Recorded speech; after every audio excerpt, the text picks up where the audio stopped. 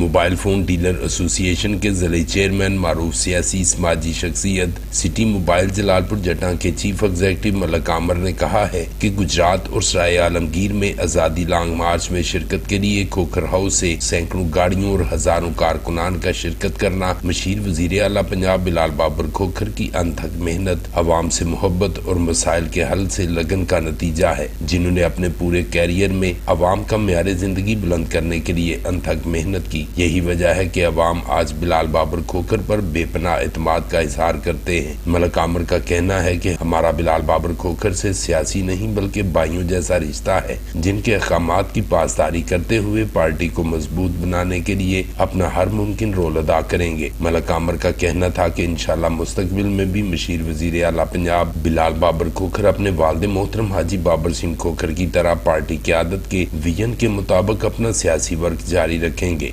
शाहिद भुट्टा, BB1 news, Jalalpur जट्टा।